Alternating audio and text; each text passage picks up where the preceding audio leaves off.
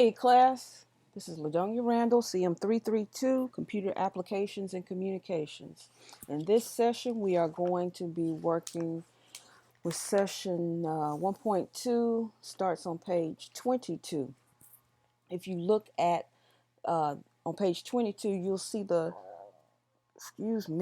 code that you'll be typing in, but we're not going to just look at that page. We're going to look through the chapter and we're going to read so we can understand what and why we are typing it.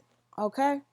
So we have the code that was used to create the page you see on 23. So let's jump right in and we're going to define the sections in the page body. So on page 25 are our instructions. And since we took a little break, we got to open up that CT underscore about .html file again. Okay, so let's open that.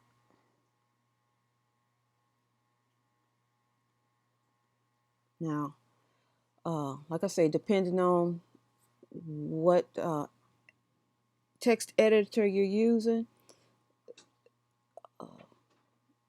depends on what platform you're using, PC or Mac. So I'm gonna right click on CT underscore about. I'm going to open with HTML5 editor. You can use Notepad or WordPad on your PC, or on your Mac you can use text editor or download HTML5 editor. It's free. And, and I've actually used just playing around with it. In your Google apps you have HTML edit editey, where you can type your code in. Okay, but I'm going to use this editor. All right. Okay, let me try again. It'll open.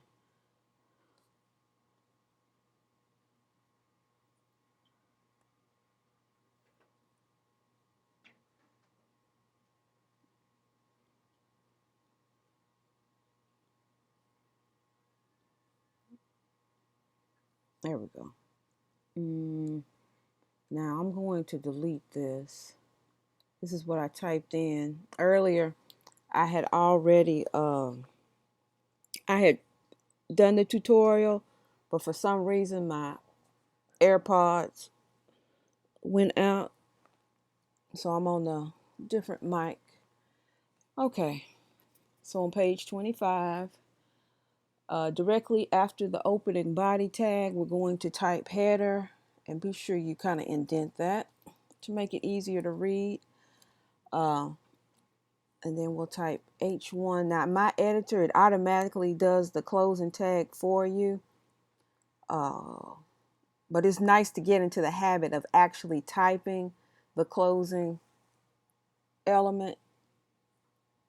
So after header, we're going to do, I'm going to hit enter, tab that, and then I'm going to do H1. H1 is our biggest heading size. We're going to do curbside tie and close off that H1. Then close that header. Then next we're going to type article, and then I'm going to do a H1 heading element, and then do about us.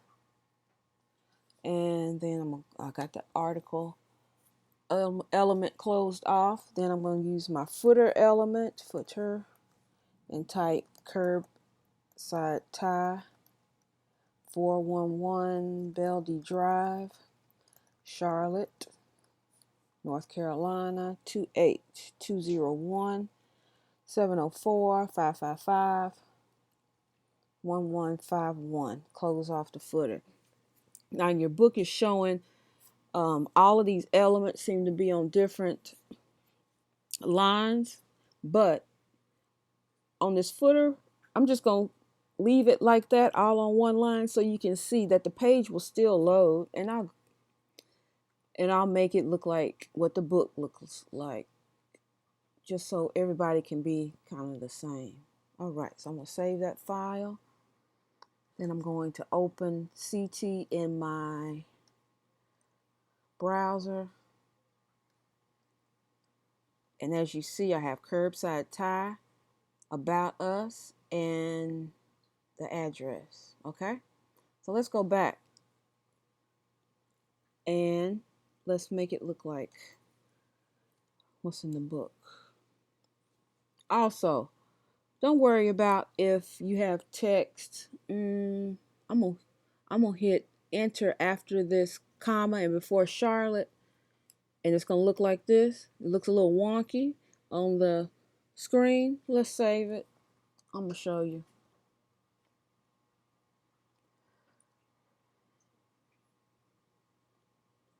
Open with Chrome. That footer's still gonna all be on one line. See?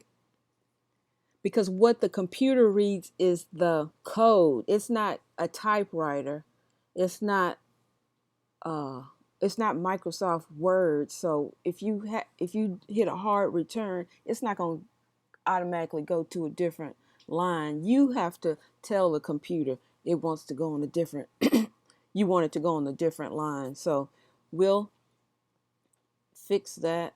Oh, I'll show you how to do that later on. And I noticed in my telephone number I have an error. Okay, there you go. But just for demonstration, I'll make sure all of this is on one line.